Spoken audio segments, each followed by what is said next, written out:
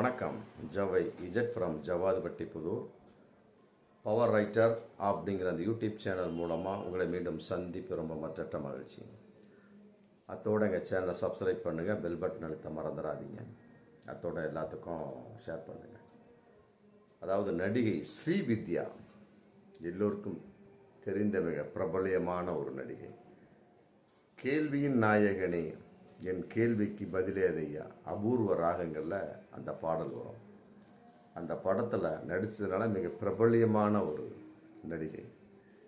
அந்த நடிகை பொதுவாக யாருடைய வாழ்க்கையாக இருந்தாலும் சரிங்க, நடிப்பில் சிறந்து விளங்கலாம், வாழ்க்கையில் சிறந்து விளங்கலாம். ஆனால் திருமண உறவு காதல் அப்படிங்கிற ஒரு கான்செப்ட் வரக்கூடிய சமயத்தில் எத்தனை பேர் அதில் வெற்றி அடைந்து விட்டார்கள் அப்படிங்கிற பார்க்குறப்ப உண்மையிலே மனசு ரொம்ப சங்கடமாக தான் இருக்குது. இவருடைய வாழ்க்கை அதே மாதிரி தான். ஸ்ரீ வித்யாவோட வாழ்க்கை அதாவது 24/7/1953 நடிகர் விகடம் கிருஷ்ணமூர்த்தி, மற்றபடி கர்நாடக இசை பாடகி எம்எல் வசந்தகுமாரிக்கு மகளாக பிறக்கிறார் ஸ்ரீ வித்யா நடிகை. அப்புறம் அதுக்கு பின்னால் ஒரு வருஷத்துலே அப்பாவுக்கு விபத்து ஏற்படுத்த உடனே ரொம்ப குடும்பம் கஷ்டத்தில் வந்துடும்.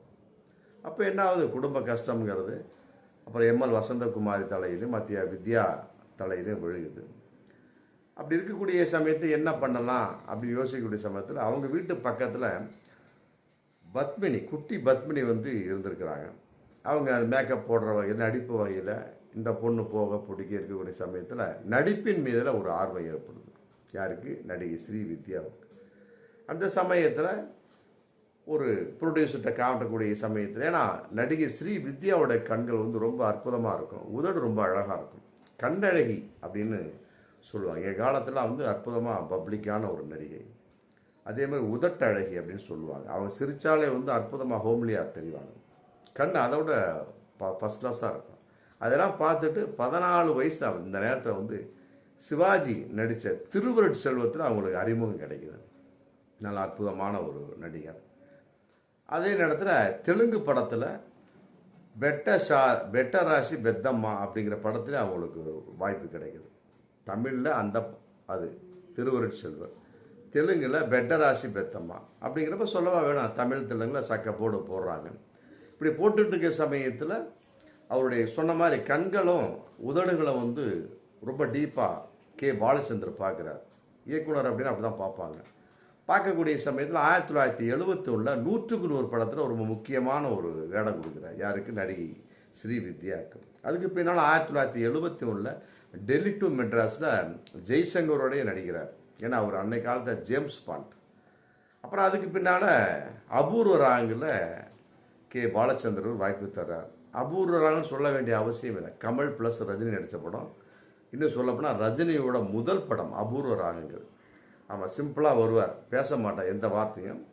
அவன் ஒரே ஷாட்டில் அப்படியே கேட்டை திறந்து வருவார். அப்படியே இந்த அம்மா பார்ப்பாங்க, அப்படியே அவர் திரும்பி போயிடுவார், முடிஞ்சு போச்சு. அந்த மாதிரி ஒரு நடிகர் ரஜினிகாந்த் இன்றைக்கி எவ்வளோ பெரிய ஆளாக இருக்கிறார் பாருங்கள், சூப்பர் ஸ்டார். அவரோடு நடித்த முதல் கதாநாயகி ரஜினிகாந்த், சூப்பர் ஸ்டார் ரஜினிகாந்தனுடைய முதல் கதாநாயகியார்னா ஸ்ரீ வித்யா. அதில் பிரபலமாக நல்லா பேசப்படுறாங்க. அப்புறம் கமல், வித்யா, ரஜினிகாந்தோட ஜோடியாக நடிக்கக்கூடிய வாய்ப்புகள் நிறைய இல்லாவிட்டாலும் கூட நடிகை ஸ்ரீ வித்யாவுக்கு கமலோட நிறையா படம் நடிக்கிறாங்க, இணைஞ்சு நடிக்கக்கூடிய சமயத்தில். அப்புறம் என்ன ஆகும், அந்த நட்புங்கிறது அப்படி காதலாக மாறி அப்புறம் 2 பேருமே காதலிக்க தொடங்குறாங்க. இது அவங்க அம்மா எம்எல் வசந்தகுமாரிக்கு தெரியுது. தெரிஞ்ச உடனே அவங்க சொல்லிடுறாங்க, அம்மா காதெல்லாம் வேணாம், இது சினிமா உலகம். டக்குன்னு என்ன பண்ணுவாங்க, ஏதோ ஒன்று சொல்லி பட வாய்ப்பை குறைச்சிருவாங்க. போட்டு காதலை பிரிக்கிறாங்க. கமலுக்கும் நடிகை ஸ்ரீ வித்யாவுக்கும் உள்ள காதலை ஸ்ரீ வித்யாவோட தாய் எம்எல் வசந்தகுமாரி பிரிக்கிறாங்க. கமல் ரொம்ப போராடுறார், அந்த அம்மா ஒத்துக்கல. உடனே என்ன பண்ண, கமல் கோபப்பட்டு ஸ்ரீ வித்யாட்ட சொல்லிட்டு தன்னுடைய காதலை முடிச்சுக்கிறார். அதுக்கு பின்னால் நடனம் கான்செப்டும் நல்லா நடிப்பக்கூடிய கமல் அது என்ன பண்ணுறாரு, வாணி கணபதியை லவ் பண்ணுறாரு. அப்புறம் அதுவே கல்யாணம் பண்ணிக்கிறார். அப்புறம் கல்யாணம் பண்ணிகிட்டு இருக்கிற சமயத்தில் இப்படி காலம் கடந்து போகுது. கடந்து போகிற சமயத்தில் ஸ்ரீ வித்யாவுக்கு பட வாய்ப்புகள் ரொம்பவே குறையும். என்கிட்ட இந்த காதல் விஷயம் பத்திரிக்கையில் பப்ளிக்காக வரக்கூடிய சமயத்தில் ரொம்ப பேர் அப்படியே வரக்கூடிய சமயத்தில் அப்படியே விலகுறாங்க. அப்புறம் 1991 கே ராஜேஸ்வர் அமரன் படம், அதில் வந்து சண்டை பஜாரு மாமா கொஞ்சம் உஷாரு அப்படின்னு ஒரு பாட்டு இருக்கும். எங்கள் காலத்தில் அற்புதமான ஒரு பாடல் 1992. அந்த பாட்டை வந்து இவர் தான் ஸ்ரீ வித்யா தான் பாடினவர்.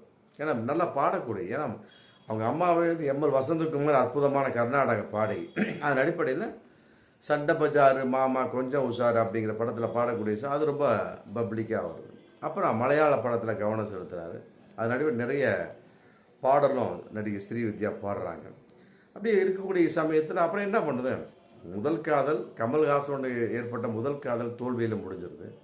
அப்புறம் பாடக்கூடிய வாய்ப்புகள் சின்ன சின்ன வேடங்கள் வரக்கூடிய சமயத்தில் அவருக்கு வந்து ஒரு எண்ணம் ஏற்பட்டு வயசு ஆக ஆக கல்யாணம் காட்சி குழந்தை கணவன் அதெல்லாம் பார்க்கணும் அப்படின்னு வரக்கூடிய சமயத்தில் தான் 1978 ஒரு மலையாள இயக்குனர், ஆமாம் அவர் பேர் ஜார்ஜ் தாமஸை வந்து அதுவும் காதலிக்கிறாங்க. மலையாளத்தில் இருக்கக்கூடிய காதலிச்சு வரக்கூடிய சமயத்தில் அப்புறம் திருமணம் பண்ணிக்கிறார். இந்த அம்மா நடிகை ஸ்ரீ வித்யா வந்து இந்து, ஜார்ஜ் தாமஸ் வந்து கிறிஸ்துவன். பார்க்குறாங்க, மதத்தை விட்டு காதல் அப்படிங்கிற வேகத்தில் கிறிஸ்துவ மதத்துக்கு தழுவிடுறாங்க. யார்? நடிகை ஸ்ரீ வித்யா இந்து மதத்தை தொடர்ந்துட்டு கிறிஸ்துவ மதத்துக்கு தலைவர். இதுக்கு பெற்றோர்கள் ரொம்ப எதிர்ப்பு பண்ணுறாங்க. இருந்தாலும் அந்த காதலின் வெளிப்பாடாக அந்த அம்மா ஜார்ஜ் தாமஸோட கல்யாணம் பண்ணி கொடுத்துன வாழக்கூடிய சமயத்தை திடீர்னு கணவன் வகையில் பொருளாதாரத்தில், அவருக்கு இயக்குனர் தான், இதுதான் அடிக்கடி படம் கிடைக்காது இல்லையா, கணவன் வகையில் பொருளாதார தலைமை ஏற்பட்டவுடனே மீண்டும் நடிக்கக்கூடிய ஒரு சூழல் வந்து ஸ்ரீ வித்யாவுக்கு. அதாவது நம்ம நடிக்க வேணாம்ப்பா, நம்ம குடும்பம் கோத்திரம் புருஷன் பிள்ளைன்னு நம்ம ஜாலியாக இருக்கலாம்னு சொல்லி ஒதுங்க பார்த்த நடிகை ஸ்ரீ வித்யாவுக்கு மீண்டும் வந்து தலையில் வந்து குடும்ப பாரம் விழுகுது. சின்ன வயசில் அப்பா ஒரு விபத்தினால பாரம், இப்போ வந்து கணவன் வகையில் பணம் இல்லாத ஒரு பாரம் ஏற்பட்ட உடனே மீண்டும் நடிக்க வராங்க. அப்போ என்ன கிடைக்க போகுது, அக்கா வேடம், தாய் வேடம், அப்புறம் அக்கா அன்பு, இது தங்கை வேடம், இப்படி தான் கிடச்சிட்ருக்காங்க. பண்ணக்கூடிய சமயத்தில் ஒரு உண்மை தெரிய வருது. அதாவது தன்னை வந்து பணத்துக்காக காதலித்து கல்யாணம் செய்தவர் தான் நம்முடைய கணவன் ஜார்ஜ் தாமஸ் அப்படிங்கிறது பல விதத்தில் புரியுது. ஏன்னு கேட்டால் ஸ்ரீ வித்யாவுடைய சொத்துக்களைலாம் போலி கையெழுத்து போட்டு ஜார்ஜ் தாமஸ் என்ன ஒன்று அபகரிக்கிறார். இது வந்து நடிகை ஸ்ரீ வித்யாவுக்கு ரொம்ப கோபத்தை கொடுக்குது. கொடுத்த உடனே 1980 டைவர்ஸ் முடிஞ்சு போச்சு. 1978 காதலிச்சு காதல் திருமணம் ஜார்ஜ் தாமஸை 1980 வந்து டைவர்ஸை போட்டுறார், முடிஞ்சு போச்சு.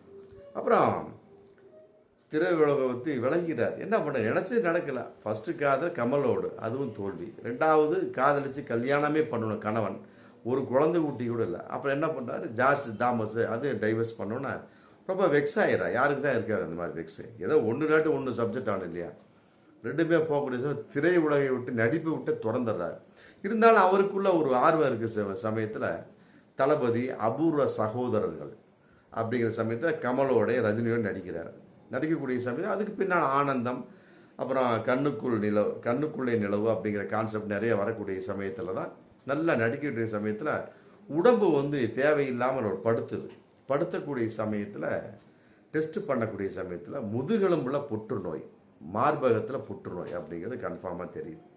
அப்புறம் அதில் சமாளித்து பார்த்த உடனே ஒன்றுமே முடியாத சமயத்தில் திருவனந்தபுரத்தில் ஒரு மருத்துவமனையில் அட்மிட் ஆகுறார். அட்மிட் ஆகிற சமயத்தில் அவருக்குள்ள பல விதமான இயக்கங்கள்.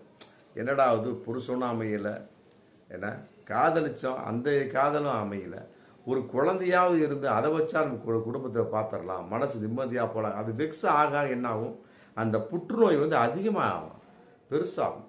அப்படி இருக்கக்கூடிய சமயத்தில் கடைசியில் அவருக்கு வந்து அந்த கணவன் இல்லையே, குழந்தை இல்லையே அப்படிங்கிற ஏக்கத்த சமயத்தில் முதல் காதலன் நினைக்கிறார். யார்? நடிகை ஸ்ரீ வித்யா.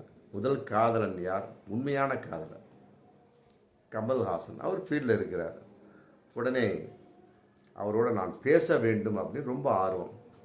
ஆமாம், புற்றுநோயால், முதுகெலும்பு புற்றுநோயால், மார்பக புற்றுநோய் உருக்குலைந்து போய்விட்டார் ஸ்ரீ வித்யா அப்படிங்கிற தகவல் கிடைச்ச உடனே மற்றபடி வந்து ரகசியமாக கூப்பிடல, பப்ளிக்காகவே கூப்பிட்றேன், நான் கமலோடு பேச வேணும் அப்படின்னு, என்னுடைய கடைசி ஆசையாக அப்படிங்கிற மாதிரி நடிகை ஸ்ரீவித்யா சொன்னோன்னா கமல் வந்து உடனே திருவனந்தபுரத்துக்கு ஃப்ளைட்டில் ஏறி பரப்பிட்டு பார்க்குறார். பார்த்தோன்னா மனம் விட்டு பேசுகிறார். ஏன்னா முதல் காதலி இல்லையா, கமல்ஹாசனுக்கு முதல் காதலி, நடிகை ஸ்ரீவித்யாவுக்கு கமல்ஹாசன் முதல் காதலன். இருந்தாலும் அந்த டச்சிங் பாருங்கள், அப்போ ஏற்பட்ட அந்த காதலை வந்து இறக்கும் வரைக்கும் அவரால் பண்ண முடியல. 2006 வரைக்குமே அவரால் அது மனசை விட்டு பிரிய முடியல. அன்னைக்கு வந்து அவங்க அம்மா பிரிச்சிருக்கலாம் கமல்ஹாசனை, ஆனால் அவர் கமல்ஹாசனை விட்டு பிரியல, மனம் விட்டு பேசுகிறாரு. கடைசி ஆசையாக பல விஷயமா அவர்கிட்ட பேசக்கூடிய சமயத்தில் அப்புறம் அதெல்லாம் ஏற்றுக்கொண்டு அழுத முகத்தோடு கமல் பிரிகிறார். பிரிஞ்ச கொஞ்ச நாள்லேயே 19/10/2006 தன்னுடைய 53வது வயசில் கரெக்டாக இரவு 7:45 மணிக்கு வந்து இன்னுயிர் நீத்துறார் நடிகை ஸ்ரீவித்யா. அது வந்து இன்னைக்கு மிக பாரமாக நம் மனதுக்குள் அழுத்தி கொண்டிருக்கக்கூடிய விஷயம். கேரள அரசு அப்புறம் அவருக்கு மரியாதை செலுத்தி அவர் அடக்கம் பண்ணிடுறாங்க. அதே நேரத்தில் அவர் தன் உயிரில் வந்து எழுதி வச்சிருக்கார், அற்புதமான ஒரு நடிகை அப்படிங்கிறதை விட மனிதாபிமுள்ள ஒரு மனுஷியாக நடந்து கொண்டார் நடிகை ஸ்ரீவித்யா அப்படிங்கிறது துண்டா தெரியும். அதாவது தன் உயிரில் என்ன எழுதியிருக்கார், திறமையான மாணவர்களுக்கு என் காசை வச்சு, கோடிக்கணக்கான காசை வச்சு இசையை கற்றுக் கொடுங்க, நடந்த கற்றுக் கொடுங்க, அப்புறம் வறுமையில் வாழக்கூடிய அத்தனை ஏழைகளுக்கும் உதவி செய்யுங்க என்னுடைய காசை வச்சு, அப்புறம் இதெல்லாம் செயல்படுறதுக்கு ஒரு தொண்டு நிறுவனத்தை ஸ்டார்ட் பண்ணுங்க அப்படின்னு சொல்லிட்டு தன்னுடைய சகோதரி குழந்தைகளுக்கு ஆளாளுக்கு 5 லட்ச ரூபா கொடுத்துருங்க, என்னோடு வேலை செய்த அனைவருக்கும் 1 லட்ச ரூபா கொடுத்துருங்க அன்னைக்கு 2006 அப்படிங்கிறப்ப அது 10 மடங்கு உயர்ந்த ஒரு மதிப்பு ஆச்சுங்களா கொடுத்துருங்க சொல்லி போட்டு நடிகர் கேபி கணேஷ்குமார் மலையாள நடிகர்கிட்ட ஒரு உயில் மாதிரி எழுதி கொடுத்துட்டு இறந்து போயிடுறார். ஆமாம், இன்னைக்கு அவருடைய ஆத்மா வந்து சாந்தி அடைய வேண்டும் என்றால் நம்முடைய பிரார்த்தனை தான் அவருக்கு தெரியும். அதையெல்லாம் விட கேள்வியின் நாயகனே அப்படின்னு அபூர்வ சகோதரர்களை பாடின அந்த பாட்டு வந்து இன்னைக்கும் மனசில் ஆமாம் நம்மளை வந்து வருத்தி கொண்டே இருக்கிறது. அதே நேரத்தில் கமல்ஹாசன் வந்து ஒரு வார்த்தை சொன்னார், அதாவது 19 வயசில் அபூர்வ ராகங்களை நடித்தேன், நடிக்கக்கூடிய சமயத்தில் என்னை நானே உணரக்கூடிய அளவுக்கு என்னோட பழகியவர் ஸ்ரீவித்யா. அதனால் வந்து அவர் என்னுடைய முதல் தோழி, முதல் காதலி.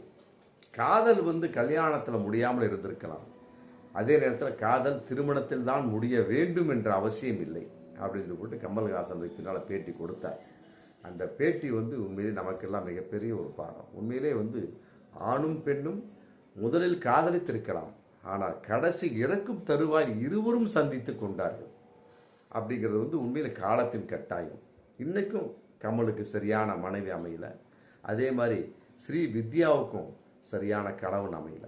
இருவருமே இன்றும் இல்லற வாழ்க்கை தோல்வி அடைந்தவராகத்தான் இருந்து கொண்டிருக்கிறார். என்றாலுமே கூட சினிமா வாழ்க்கையில் அவர் வெற்றி பெற்றவர் என்பது கண்கூடான ஒரு விஷயம். பார்ப்போம் மீண்டும் அடுத்த வீடியோ. நன்றி.